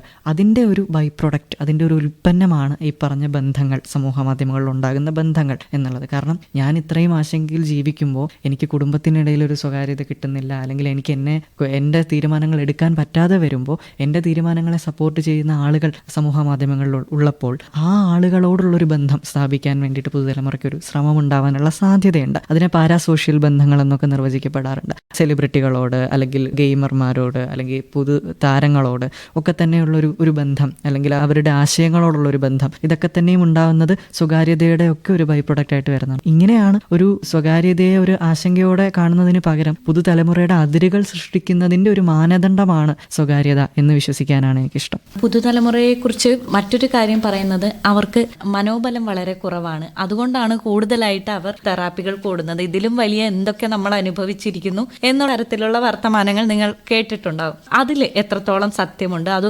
കൂടുതലായിട്ട് ആളുകൾ അവരുടെ മാനസിക ആരോഗ്യം വളരെ പ്രധാനമാണ് എന്ന് തിരിച്ചറിയുന്നത് കൊണ്ടാണോ ഇത്തരത്തിൽ മനഃശാസ്ത്രജ്ഞനെ സമീപിക്കുന്നത്? ഇപ്പോഴത്തെ തലമുറ കുറച്ചും കൂടെ ഓപ്പൺ ആണ്. അവർക്ക് കൗൺസിലിംഗ്, തെറപ്പി ഒക്കെ എടുക്കാൻ താല്പര്യമുണ്ട്. ഇപ്പം അതൊരു കുഞ്ഞു പ്രോബ്ലം ആണെങ്കിൽ പോലും അവർ ആദ്യം ചിന്തിക്കുന്ന ഞാനൊരു കൗൺസിലറിൻ്റെ അടുത്ത് പോവാം, എൻ്റെ കൺഫ്യൂഷൻസ് മാറ്റാം എന്നുള്ളതാണ് അവർ ചിന്തിക്കുന്നത്. അത് സംസാരിക്കാൻ അവർക്ക് മറ്റാരും ഇല്ലാത്തത് കൊണ്ട് കൂടിയാണോ? മുതിർന്നവരോട് ആശയവിനിമയം ചെയ്യാൻ അവർക്കൊരു സ്പേസ്, അങ്ങനെ ഒരാള് അങ്ങനെ ഇല്ല എന്ന് തോന്നിയിട്ടുണ്ടോ? അതും ഒരു ഫാക്ടറാണ്. അത് മാത്രമാണെന്ന് പറയാൻ പറ്റില്ല. കാരണം ഇപ്പോൾ പറഞ്ഞ പോലെ കുട്ടികളുടെ കാര്യം എടുക്കുകയാണെങ്കിൽ ഇപ്പോഴത്തെ കുടുംബം എന്ന് പറയുന്നത് ന്യൂക്ലിയർ ഫാമിലിയാണ്. പണ്ടൊക്കെ ആണെങ്കിൽ ജോയിന്റ് ഫാമിലി ആയിരുന്നു, എല്ലാവരും ഒരുമിച്ച് തന്നെ ആയിരുന്നു. ഒരു കുട്ടിക്ക് ഒരു പ്രശ്നമുണ്ടെങ്കിൽ ഇപ്പം അച്ഛനോ അമ്മയോ ഇല്ലെങ്കിൽ അമ്മുമ്മയോ അപ്പൂപ്പനോ ആരെങ്കിലും ഉണ്ടായിരുന്നു കുട്ടിയെടുത്ത് സംസാരിക്കാൻ. ഇപ്പം ആ ഒരു സ്പേസ് കുട്ടികൾക്ക് കിട്ടുന്നില്ല. സ്കൂളിലും പോയാലും ചിലപ്പോൾ ടീച്ചേഴ്സ് നമ്മുടെ അടുത്ത് വരുമ്പോഴത്തേക്കും, കൺസൾട്ടേഷന് വരുമ്പോഴത്തേക്കും പറയുന്നത് ടീച്ചേഴ്സ് ചിലപ്പോൾ സ്ട്രിക്റ്റ് ആയിരിക്കാം, നമ്മുടെ പ്രശ്നങ്ങൾ ടീച്ചറിൻ്റെ അടുത്ത് പറയാൻ പറ്റുന്നില്ല, ടീച്ചർ എപ്പോഴും ബിസി ആയിരിക്കും, ടീച്ചർ വരും, പഠിപ്പിക്കും, അങ്ങ് പോകും. ഇപ്പോൾ കുട്ടികൾക്ക് അവരുടെ ഇമോഷൻസ് എക്സ്പ്രസ് ചെയ്യാനായിട്ടുള്ള ഒരു സേഫ് സ്പേസ് അവർക്ക് കിട്ടുന്നില്ല എന്നുള്ളത് ശരിയായിട്ടുള്ള ഒരു കാര്യമാണ്. അങ്ങനെ വരുമ്പോഴത്തേക്കും കുട്ടികൾ സോഷ്യൽ മീഡിയ അല്ലെങ്കിൽ സ്ക്രീൻ അല്ലെങ്കിൽ എന്തെങ്കിലും ഡ്രഗ് അബ്യൂസ് അങ്ങനത്തെ കാര്യങ്ങളൊക്കെ ആയിരിക്കും അവർ കൂടുതലും പോകുന്നത്. അല്ലെങ്കിൽ ഉൾവലിയും അവർ ഈ സോഷ്യലൈസേഷൻ ചെയ്യില്ല, അല്ലെങ്കിൽ ഫ്രണ്ട്ഷിപ്പ് ഗ്യാതറിങ്സിലൊക്കെ പോവില്ല. അങ്ങനെയൊക്കെ വരുമ്പോഴത്തേക്കും അവരുടെ ഈ മാനസികമായിട്ടുള്ള പ്രശ്നങ്ങൾ അവർ ആരോടും പറയാൻ പറ്റുന്നില്ല. അവർക്ക് അകത്ത് തന്നെ അവരുടെ ഇമോഷൻസിനെ സപ്രസ് ചെയ്യുകയാണ് ചെയ്യുന്നത്. ഇങ്ങനെ വരുമ്പോഴത്തേക്കും അവർ കൺഫ്യൂസ്ഡ് ആണ്, എന്താ ചെയ്യേണ്ടേ, ആരെ കാണേണ്ടേ. നമ്മൾ ഒരു ഫാമിലി എടുക്കുകയാണെങ്കിൽ വർക്കിംഗ് പാരൻസ് ആയിരിക്കും. പാരൻസ് ജോലിയൊക്കെ കഴിഞ്ഞ് വീട്ടിൽ വരുമ്പോൾ തന്നെ ഒരു 6 മണി 7 മണിയൊക്കെ ആവും. അപ്പോഴത്തേക്ക് കുട്ടികൾ സ്കൂളിൽ നിന്ന് വന്ന് ട്യൂഷൻസ് ഒക്കെ കഴിഞ്ഞിട്ടൊക്കെ വരുമ്പോഴത്തേക്കും അവരും എക്സോസ്റ്റഡ് ആണ്, അവരും തളർന്നിരിക്കുകയായിരിക്കും, പാരൻസും അതുപോലെ തളർന്നിരിക്കുകയായിരിക്കും. പിന്നെ വീട്ടിൽ വരുമ്പോഴത്തേക്കും അവർക്ക് ഒരു ക്വാളിറ്റി ടൈം കിട്ടുന്നില്ല. എന്തെങ്കിലും ജോലി ഉണ്ടെങ്കിൽ അത് ചെയ്യുക, കിടന്നുറങ്ങുക, ഈ ഒരു പാറ്റേണിലാണ് ഇപ്പോൾ പോകുന്നത്. അപ്പോൾ അവർക്ക് അവരുടേതായ ഇമോഷൻസ് എക്സ്പ്രസ് ചെയ്യാനായിട്ടുള്ള ഒരു സേഫ് സ്പേസ് കിട്ടുന്നില്ല എന്നുള്ളൊരു വലിയൊരു കാര്യം തന്നെയാണ്. മാതാപിതാക്കൾക്ക്, അധ്യാപകർക്ക്, സ്കൂളിന് അല്ലെങ്കിൽ കോളേജുകൾക്ക് എന്താണ് മാറ്റി ചെയ്യാൻ പറ്റുക? So willpower means we can specifically say to improve willpower is reduced, that is truth. Screen time is a big food habits മൊത്തം 7 കാര്യമുണ്ട്. ഫുഡുണ്ട്, സ്ലീപ്പിംഗ് പാറ്റേൺസ്. ഇപ്പോൾ 2 ദിവസം പ്രോപ്പറായിട്ട് ഉറങ്ങിയില്ലെങ്കിൽ ഓട്ടോമാറ്റിക്കായിട്ട് വിൽ പവർ കുറയും. ഇറ്റ്സ് നോട്ട് ഒരു standard, it's not muscle, it is like a mental. Evening ആകുമ്പോൾ ഈ വിൽ പവർ കുറവായിരിക്കും വെൻ യു ആർ ടയർഡ്. ഒരു 50 വർഷം മുൻപ് നമ്മളോட വിൽ പവർ ബെറ്ററാണ്. ബിക്കോസ് നമ്മ നേച്ചറോട് കണക്റ്റഡ് ആണ്, വെരി ക്ലോസ് ആണ്. കുട്ടികൾ maximum they are out, they are coming away from the nature. അതാണ് main reason for a will power. Second food habits, sleeping patterns ആണ്. വിൽ പവർ അകത്ത് ഒരു 6-7 സബ് സ്കിൽസ് ഉണ്ട്. Taking initiative, risk taking, tenacity, ഇതുപോലെ ഒരുപാട് കാര്യങ്ങളുണ്ട്. So അത് എന്താണെന്ന് മനസ്സിലാക്കിയിട്ട് we can develop also. Will power improve ചെയ്യണമെന്നാ പേരൻ്റ് എന്താ ചെയ്യണമെന്നാ കുട്ടിയെ രാവിലെ ഒരു 5 മണി 6 മണിക്ക് ബീച്ച് എടുത്തിട്ട് പോയിട്ട് അവിടെ ജസ്റ്റ് പ്ലേ ചെയ്യാൻ വിട്ടാൽ അവർ take a trekking, these are all will power easy ആയിട്ട് ഡെവലപ്പ് ആവും. ഇല്ലെങ്കിൽ ഫുഡെന്ന് പറയുന്നത് നാടൻ ഫുഡ് വിൽ പവർ ഇമ്പ്രൂവ് ആവും. ഓവറോളായിട്ട് ആരാണ് ചെയ്യുവാർ ഇത്? സ്കൂൾ ചെയ്യുമോ? ഇല്ല, മെയിനായിട്ട് സ്കൂളാണ് സ്റ്റാർട്ട് ചെയ്യണം. സ്കൂൾ കോളേജ് അവരാണ് എഡ്യൂക്കേറ്റഡ്, അവരാണ് നോളജബിൾ പീപ്പിൾ. പേരൻറ്റുക്ക് ഒരു കുട്ടിയേ ഉള്ളൂ, അവർക്ക് എക്സ്പീരിയൻസ് ചെയ്യ മാട്ടാറ്. സ്കൂളാണ് ചെയ്യണം. Your learning should lecture model മാറിയിട്ട് പ്രോജക്റ്റ് ബേസ്ഡ്, ഇന്റേൺഷിപ്പ് ബേസ്ഡ് ഇരിക്കണം. അവിടെയാണ് നമുക്ക് അവസരം കിട്ടും ഇതെല്ലാം പ്രാക്ടീസ് ചെയ്യാം. ഇപ്പോൾ ലെക്ചർ എന്താണ് നമുക്ക് പ്രാക്ടീസ് ചെയ്യാൻ പറ്റുമോ? എംപത്തിയോ വിൽ പവറോ ഒന്നുമില്ല. മാക്സിമം വിൽ പവർ ഉറങ്ങാതിരിക്കാം, മാക്സിമം ഇല്ലാതെ വയ്ക്കാം. But if you do project ആകുമ്പോൾ ആ പ്രോജക്റ്റ് ഫെയിൽ ആവും. അങ്ങനെ അത് എന്താണ് മാറ്റി ചെയ്യാം. So sports is A good. So the school has to take initiative, colleges have to take initiative. അവരാണ് മേജർ ഫിക്സ് ആക്കണം. ഇതിനോട് കൂട്ടിച്ചേർത്ത് നമുക്ക് ഈ മാനസിക ആരോഗ്യം അല്ലെങ്കിൽ മാനസികമായ കരുത്ത്, മെൻ്റൽ സ്റ്റെബിലിറ്റി ആൻഡ് സ്ട്രോങ്നെസ് എന്നൊക്കെ പറയുമ്പോൾ പറയാനുള്ളൊരു കാര്യമുണ്ട്. പലപ്പോഴും ജെൻ എക്സ് അല്ലെങ്കിൽ ബൂമേഴ്സ് ആയിട്ടുള്ള മില്ലേനിയലുകളായിട്ടുള്ള തലമുറയിൽപ്പെടുന്ന ആളുകൾക്ക് അന്നത്തെ കാലഘട്ടത്തിലെ പ്രശ്നങ്ങളായിരുന്നു ഉണ്ടായിരുന്നത്. ഒരു സ്വാതന്ത്ര്യാനന്തര കാലഘട്ടമൊക്കെ ഉണ്ടായിരുന്നപ്പോൾ അവർക്ക് ചിലപ്പോൾ അന്നത്തെ ഭക്ഷണത്തിന് വേണ്ടിയുള്ള ഓട്ടമായിരിക്കാം, നമ്മളിപ്പോൾ രണ്ടറ്റവും കൂട്ടിമുട്ടിക്കാനുള്ള ഓട്ടം എന്നൊക്കെ പറയും. അപ്പോൾ അങ്ങനെ അന്നത്തെ ആ പ്രശ്നങ്ങൾ വളരെ വലുതായിരുന്നു, അതിനെ നിസ്സാരവൽക്കരിക്കാൻ സാധിക്കില്ല. പക്ഷേ അന്നത്തെ ആ പ്രശ്നങ്ങൾക്ക് വേണ്ട പരിഹാരമായിരുന്നു അവർക്ക് കണ്ടുപിടിക്കേണ്ടിയിരുന്നത്. അന്നത്തെ ആ മാനസികാരോഗ്യമായിരുന്നു അവർക്ക് വേണ്ടിയിരുന്നതും. അതിൽ നിന്നാണ് ഇന്നത്തെ തലമുറയിലേക്ക് വരുന്നത്. കാലം മാറി, കാലഘട്ടം മാറി, മൂല്യങ്ങളും മാറി, ആവശ്യകത, പ്രശ്നങ്ങളെ പരിഹരിക്കാനുള്ള സമീപനം തന്നെ മാറേണ്ടതായിട്ടുണ്ട്. അപ്പോൾ അതിൽ നിന്നാണ് ആ മാറ്റം അംഗീകരിക്കാൻ പറ്റാത്തതിൻ്റെ ഭാഗമായിട്ടൊക്കെ ആവാം നമ്മൾ ഇത്രയും കടന്നു വന്നിട്ട് നമുക്കുണ്ടായിരുന്നില്ലല്ലോ. ഇപ്പോൾ മാനസിക രോഗങ്ങളുടെ കാര്യങ്ങൾ പറയുമ്പോൾ എപ്പോഴും ഇപ്പോൾ ഡിപ്രഷൻ, ആങ്സൈറ്റി പോലെ കാര്യങ്ങൾ പറയുമ്പോൾ ഞങ്ങളുടെ കാലത്ത് ഇതൊന്നും കേട്ടിട്ട് പോലും ഇല്ലായിരുന്നു, അപ്പോൾ ഇന്ന് ഇതെങ്ങനെയാണ് വരുന്നത്, ഞങ്ങൾക്ക് ഇതൊക്കെ പറമ്പിൽ പോയി കളിച്ചാൽ തീരുമായിരുന്നു എന്നൊക്കെ പറയും. അപ്പോൾ അത് അന്നത്തെ കാലഘട്ടത്തിലൊന്നും അതിനെപ്പറ്റിയുള്ളൊരു ബോധവൽക്കരണം കുറവായിരുന്നു. ആ കാലഘട്ടത്തിൻ്റെ ആവശ്യവും വേറെ. ഇപ്പം മനഃശാസ്ത്രത്തിൽ തന്നെ മാസ്ലോയുടെ പിരമിഡിൻ്റെ ഹൈറാർക്കി എന്ന് പറയും. ഓരോ സമയത്തും ഓരോ ആവശ്യങ്ങൾ മനുഷ്യനുണ്ട്. സേഫ്റ്റി ആൻഡ് സെക്യൂരിറ്റി നീഡ്സ് ഉണ്ട്, അതിന് മുകളിലേക്ക് ഇമോഷണൽ അവൈലബിലിറ്റി എന്ന് പറഞ്ഞ നീഡുണ്ട്. ജെൻ എക്സിനെ സംബന്ധിച്ചിടത്തോളം ഈ സേഫ്റ്റി ആൻഡ് സെക്യൂരിറ്റി നീഡായിരുന്നു ഫുൾഫിൽ ചെയ്യപ്പെടേണ്ടിയിരുന്നത്. അത് അവർ ആ രീതിയിൽ ഡീൽ ചെയ്തിരുന്നു. അന്നത്തെ ഏറ്റവും വലിയ പ്രശ്നവും അത് തന്നെയായിരുന്നു. പക്ഷേ അവരൊരു പേരൻസ് ആകുമ്പോൾ, അവർ മാതാപിതാക്കളാവുമ്പോൾ ഇന്നത്തെ തലമുറയ്ക്ക് ഒരുപക്ഷെ സേഫ്റ്റി ആൻഡ് സെക്യൂരിറ്റി വേണ്ടി വരില്ല. കുറച്ചും കൂടെ എല്ലാവർക്കും വീടും കാര്യങ്ങളും ഒക്കെ വരുന്നുണ്ട്. അപ്പോൾ ഈ സേഫ്റ്റി ആൻഡ് സെക്യൂരിറ്റി നീഡ്സ് അവർക്ക് ഫുൾഫിൽഡ് ആണ്. അപ്പോൾ അവർക്ക് വന്ന നീഡെന്ന് പറയുന്നത് ഇമോഷണൽ അവൈലബിലിറ്റി, ബിലോങ്ങിങ്നെസ് എന്നീ ആവശ്യങ്ങളാണ്. ഇതാണ് അവിടെ പരിഹരിക്കപ്പെടേണ്ടത്. ഇതിനെപ്പറ്റിയുള്ളൊരു ബോധവൽക്കരണത്തിൻ്റെ കുറവും രക്ഷിതാക്കളിൽ കാണാൻ പറ്റും. കാരണം ഇതറിയില്ല എന്താണ് ഇമോഷണൽ അവൈലബിലിറ്റി എന്നറിയില്ല. കാരണം അവരന്ന് അവരുടെ കുടുംബത്തിലെ പട്ടിണി മാറ്റം നടക്കുമ്പോൾ അവർക്ക് ചിലപ്പോൾ അറിയണമെന്നുണ്ടാവില്ല ഇമോഷണൽ അവൈലബിലിറ്റി എന്താണ്, അതിനെപ്പറ്റി ചിന്തിക്കാനും സമയമുണ്ടായിരുന്നിരിക്കില്ല. പക്ഷേ ഇന്നത്തെ കാലഘട്ടത്തിലേക്ക് വരുമ്പോൾ അതൊക്കെ പരിഹരിച്ച് കഴിഞ്ഞു. മുകളിലേക്കുള്ള നീഡുകളാണ് ആവശ്യം, അത് പരിഹരിക്കപ്പെടേണ്ടതുണ്ട് പുതുതലമുറയിൽ. അതിനേക്കാണ് ഈ പറഞ്ഞ പരിഹാര മാർഗങ്ങളൊക്കെ വരുന്നത്.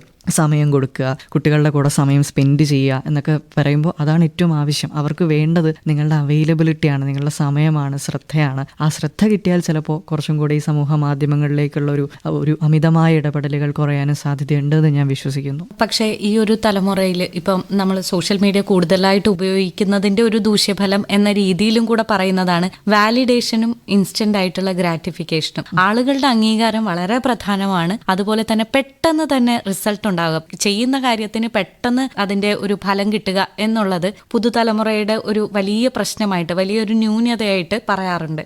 അതിനെക്കുറിച്ച് എന്താണ് പറയാനുള്ളത്? തീർച്ചയായിട്ടും അതൊരു വലിയ പ്രശ്നമാണ്. ഇൻസ്റ്റന്റ് ഗ്രാറ്റിഫിക്കേഷൻ എന്നുള്ളത് പുതുതലമുറയുടെ ഏറ്റവും വലിയ വെല്ലുവിളിയാണ്. അത് സോഷ്യൽ മീഡിയയുടെ ഭാഗമായിട്ടും ഉണ്ടാകുന്നുണ്ട്. ഏറ്റവും പ്രത്യേകമായിട്ട് പറയുകയാണെങ്കിൽ അറ്റൻഷൻ സ്പാൻ വളരെ കുറഞ്ഞിട്ടുണ്ട്. നമ്മൾ 1 മിനിറ്റ് റീലുകളൊക്കെയാണ് കൂടുതൽ കാണുന്നത്, അതുകൊണ്ട് തന്നെ അത് കുറഞ്ഞിട്ടുണ്ട്. അതൊക്കെ വെല്ലുവിളികളാണ്, അല്ലെന്ന് പറയുന്നില്ല. പക്ഷെ അതെങ്ങനെ വരുന്നു എന്നുള്ളത് നമ്മൾ ആലോചിക്കേണ്ടതായിട്ടുണ്ട് എന്നുള്ളതാണ് പറഞ്ഞു വന്നത്. അപ്പോൾ ഈ ന്യൂനതകളിലേക്കൊക്കെ പറയുമ്പോൾ എനിക്കൊരു കാര്യം പെട്ടെന്ന് സാധിച്ചെടുക്കണമെങ്കിൽ എങ്ങനെയാവും എനിക്ക് ആ കാര്യങ്ങൾ പെട്ടെന്ന് സാധിക്കപ്പെട്ടത്? ഒരു കുട്ടി ആ കുട്ടിയുടെ മാതാപിതാക്കളോട് ഒരു ആവശ്യം പറയുമ്പോൾ ആ ആവശ്യം പെട്ടെന്ന് സാധിച്ചു കൊടുത്തിട്ടുണ്ടാവില്ലേ ആ സമയത്ത്?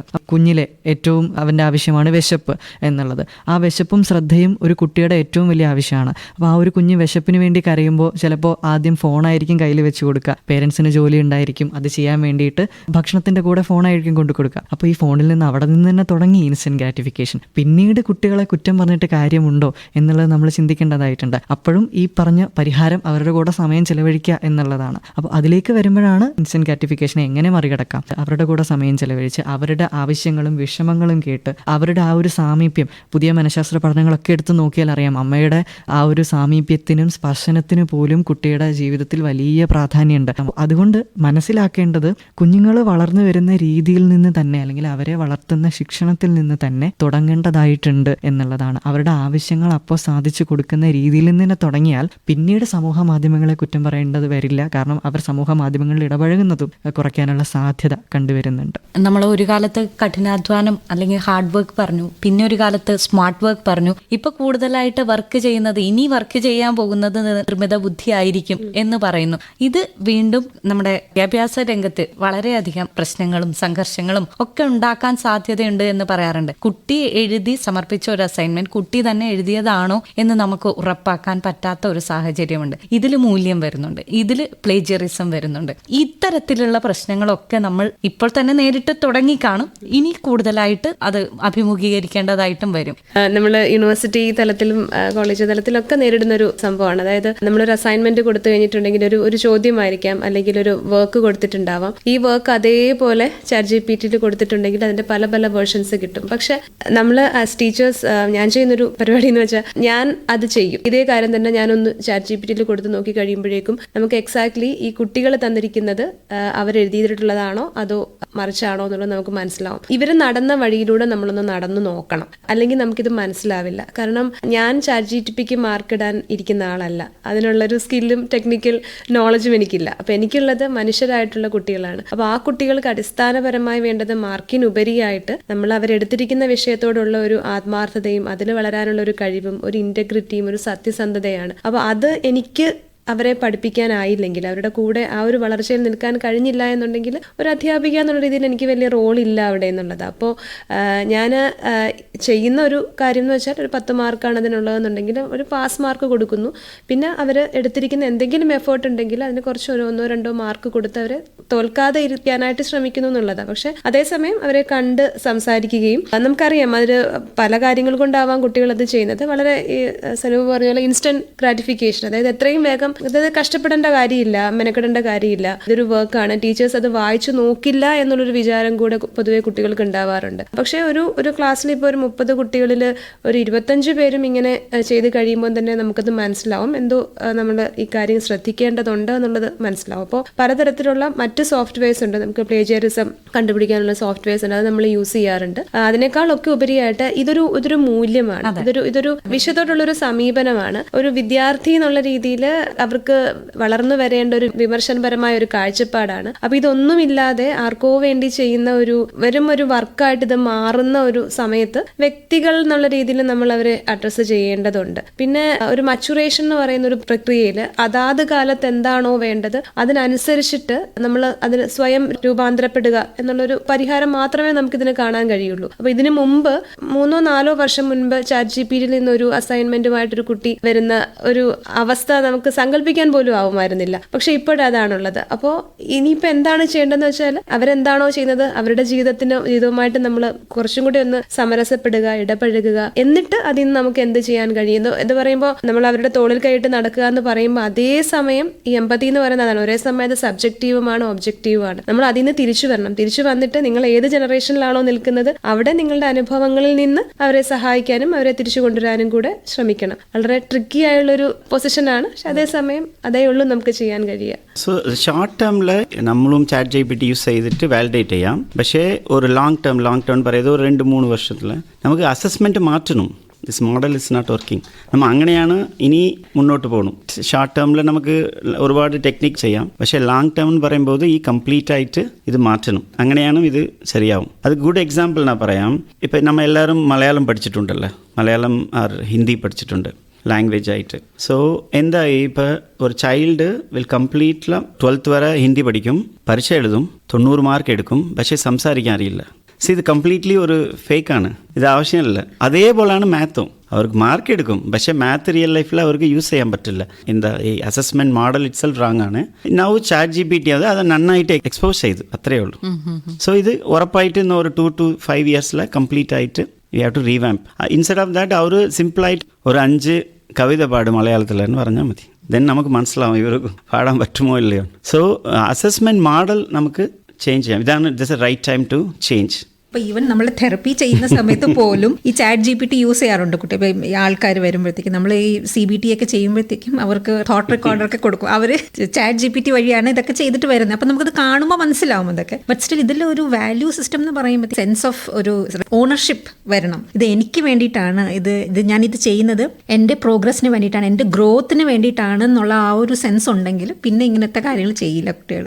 അത് വളരെ ശരിയായിട്ടുള്ള ഒരു കാര്യമാണ്. സ്വന്തം കാര്യത്തിൽ ഒരു ഉത്തരവാദിത്ത ബോധം നമുക്ക് ഉണ്ടാവേണ്ടതുണ്ട് അല്ലെ. ഈ AI-യുടെ യൂസ് അക്കാഡമിക് കാര്യത്തിൽ മാത്രമല്ല കേട്ടോ. ഇപ്പം ഒരുപാട് കാര്യങ്ങളിൽ ഒരു ഗൈഡായിട്ടാണ്. ഇപ്പം ഞാൻ ഏത് ഡ്രസ്സ് എടുക്കണം, ഞാൻ ഏത് ചെരുപ്പ് എടുക്കണം, എന്താണ് ട്രെൻഡി ആയിട്ടുള്ളത്, ഇങ്ങനെ അതിഭയങ്കരമായിട്ട് ചാറ്റ് ബോട്ടുകളെ ഡിപ്പെൻഡ് ചെയ്തിട്ട് ഉണ്ടാവുന്ന ഒരുപാട് മാനസികാരോഗ്യ പ്രശ്നങ്ങളുമുണ്ട്. ഈവൻ നമ്മുടെ അടുത്ത് വരുന്ന കുട്ടികൾ അല്ലെങ്കിൽ കൺസൾട്ടേഷന് വരുമ്പോഴത്തേക്കും ആൾക്കാർ പറയും, ഞാൻ വളരെ ഡൗൺ ആയിട്ട് ഫീൽ ചെയ്യുന്ന സമയത്ത് ഞാൻ ചാറ്റ് GPT അടുത്ത് സംസാരിക്കാറുണ്ട്. അതിനടുത്ത് അത് അപ്പം എൻ്റെ അടുത്ത് ഭയങ്കര നല്ല രീതിയിൽ എന്നെ കൺസോൾ ചെയ്യും, എന്നെ നല്ല രീതിയിൽ നല്ല നല്ല വാക്ക് പറയും, ഐ ഫീൽ സോ ഹാപ്പി എന്നുള്ളതും പറയാറുണ്ട്.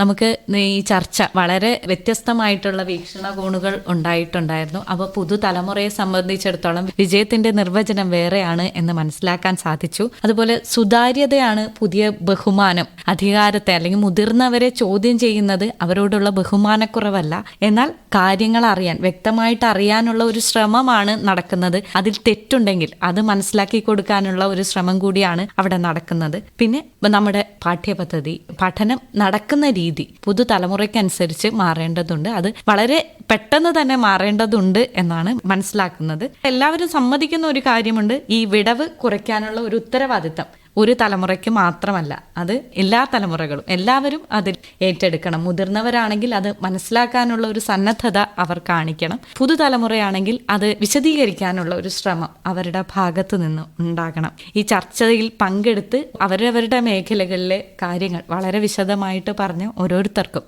നന്ദി. മൂല്യങ്ങളിലെ മാറ്റം ഒരു ഭീഷണിയല്ല, അതൊരു പുതിയ സാധ്യതയായിട്ട് നമുക്ക് കാണാവുന്നതാണ്. നന്ദി.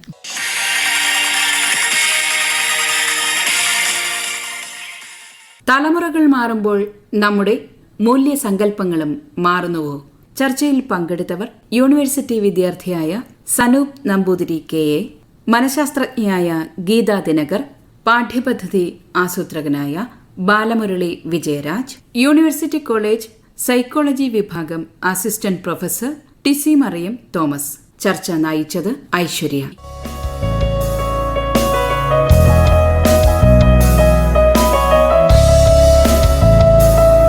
കൂട്ടുകാരി.